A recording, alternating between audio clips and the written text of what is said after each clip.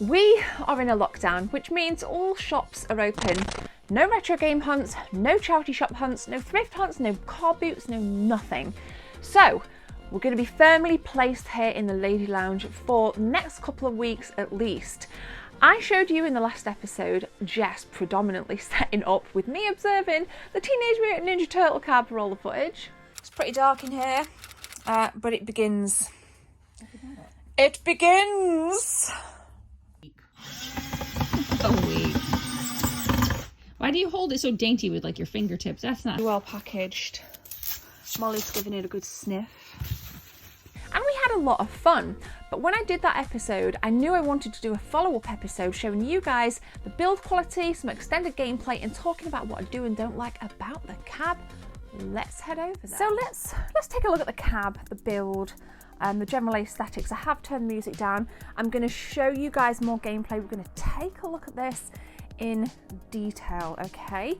Now, we'll kind of shimmy over to the side. So we got the artwork on the side, which you all saw in the episode where Jess and I, predominantly Jess, set it up. So on this side, we've got Donnie, and we've obviously got April that looks nothing like April, Leonardo and Raphael.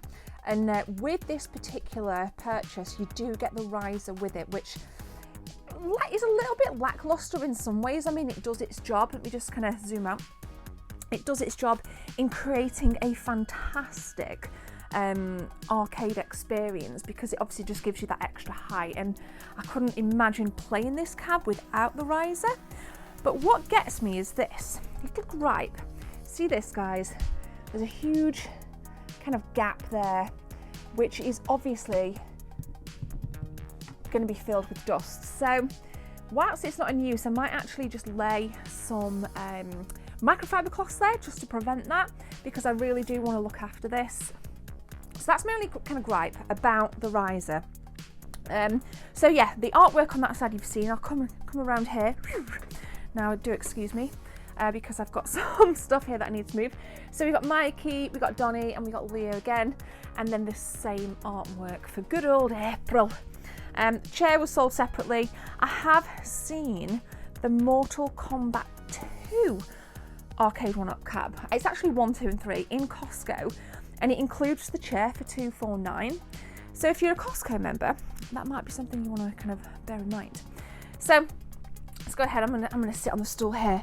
You guys are getting like full on everything. So I'll turn it off, and you'll see my ugly ass reflection, and we'll go from the top. Are you ready? So you guys can see. I'll turn the music up, volume a little bit. So we get a full boot up. Got the Arcade1up logo, which is very nice, very, very nice. All the kind of legal crap, which I guess is necessary. And then here we are with the screen. Now the speakers are located here. You can see them there. And I will say, let me just turn it down. This is extremely loud. Now I'm giving you a warning. I'm going to turn it up notch by notch. I'm not going to speak, just so you guys get a flavour for how loud this is. So if you're wearing headphones, be sure to take them out, because I don't want to deafen you. Okay, so like I said, we're going to have an in-depth look at this. So got your little volume rocker, on-off switch, volume rocker there. It literally is.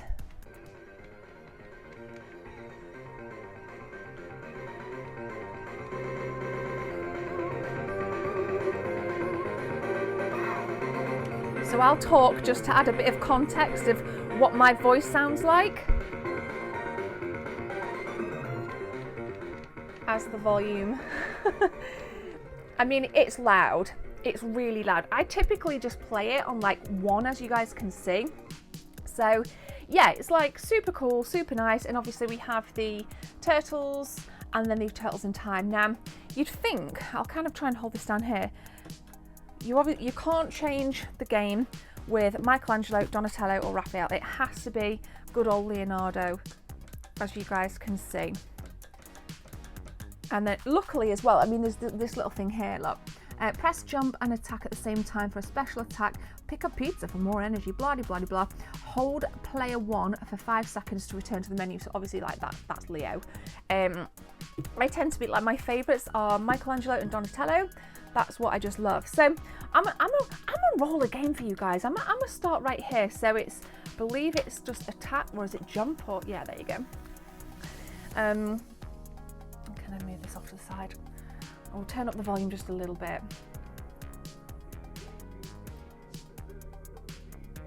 It looks pretty darn sweet. Oh, we've got a cat there as well. Hello, Jimmy.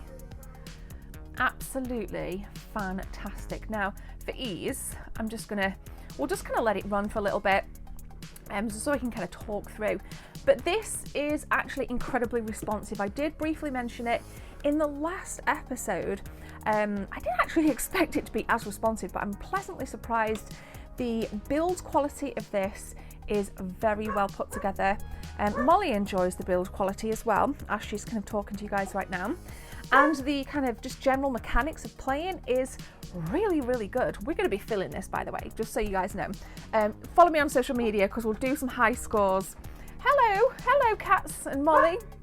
So if we want to get back to the main menu, I do believe.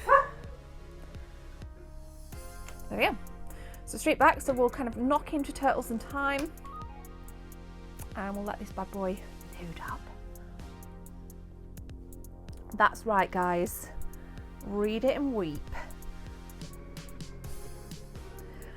Now, the freaking intro to this is just so amazing. So freaking amazing. I absolutely love it. I'll go ahead and just kind of click through if we can. It might just be. So obviously, you know, we got kind of Leonardo, multiple lives. And let's see the jump or attack to kind of get into the actual game.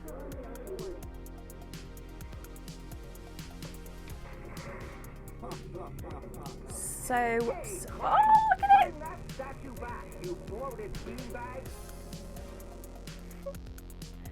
Big Apple, 3 a.m. Now I'm going to play this with one hand so I can talk to you guys. So bear with me. This is not my usual efforts here. Usually I'm much better at this. But you kind of get the picture. And again, you know, if you want to kind of join in, it's just kaboom. Let's get them all in, shall we? Let's get them all in. There we go. Are we all in? Are we all in? Where's Donnie? There we go, we're all in. We're getting our arses handed to us, but I just wanted to kind of show you this for purposes of demonstration. We'll get back to the menu, crank down that volume. So that's the kind of basic setup. Like I said, speakers under here, very, very loud. Really nice kind of build quality. If you can see, there's no gap whatsoever. Even kind of, I was worried. Now I just want to make this clear. You see this, there's a bit of perspex that goes on top of the control deck itself. Now you can already see that as we put this on, there's a freaking dog hair underneath it, but that came when we were putting it on. I was concerned that hair and dust and all the crap would get underneath, you know, without it on, but I think that's going to be quite easy to get out. So far, I haven't noticed much dust or crap or anything underneath here. I don't cover this, but I think I will actually start covering it. See, like I've got on my bar top there, I think I am actually going to start covering this control deck with some microfiber cloth. So yeah, that's kind of what I'm thinking with that. This doesn't light up, it's just kind of wood. It's nice artwork nonetheless, got all the main turtles on there with Shredder and me with my little Pikachu obsession. I love Pikachu and I just love this thing, it's so cute, he's so cute sleeping away there. So that's kind of like the general nuts and bolts of this. If you've got any questions, you guys just need to kind of shout up. Give me a shout, but we're going to go back, we're going to just have some final conclusions. This will look all fantastic in a minute, but yes, this is the Turtles cab, yes. So the burning question I've been getting asked is, Gemma, are you enjoying your new Arcade1up cab? And my answer is simple, as you can see from my face. Yes, I am. It's a really nice addition to the lady lounge, and okay, it does take up a lot of space, but nonetheless, I think it adds a lot of aesthetic to the room. Now, you probably look around this room, which is pretty big, and it looks huge when it's empty. I think it's actually quite a mess. One, I need to clean it, like I need to organize stuff before I do the next tour. Two, yeah, it is a bit cluttered, but I really like that. For me, it's got this like really cheesy 90s vibe when you go into your friend's bedroom back in the 90s, or at least I did, and there were posters all over the wall, there were plushies everywhere, there were wires everywhere, there were games scattered about everywhere. It's kind of like the artwork that I love by a guy called Rashid Lopf, who did this artwork for me. And he puts out some really cool stuff, and it's just scenes from back in the day when you used to maybe play whatever console, your Mega Drive, your SNES, your Xbox 360. And I think this room's got a bit of that vibe. It's got a bit of a Rashid Lopf feel through no purpose other than it's just, this is what the game room's evolved to, and I love it. And this thing right here, the arcade cab, is a remarkable addition. So I'd love to get some more, but I've got no space. So if and when I eventually move, I've been saying that for years, hopefully I will maybe just kind of go for like a full collection. What do you reckon, guys? Do you think it's possible? Do you think it'd be cool? I definitely think arcade cabs need their own space. So if I was to kind of like venture off and get an arcade cab collection via the Arcade1up, they definitely have to be in their own room, laminated floor, neon lighting absolutely everywhere. I mean, I've got a vision, guys. I've got an absolute vision. So who knows what's to come. But what is to come is plenty more awesome gaming content that's going to keep you guys happy as Larry for the foreseeable future. So if you're new here, guys, all I would ask is that you hit that subscribe button, please leave a like, maybe share the video, put it out there, and let's continue to make awesome content together. But for now, I'm going to catch you in the next one. My name is Gemma. See you soon.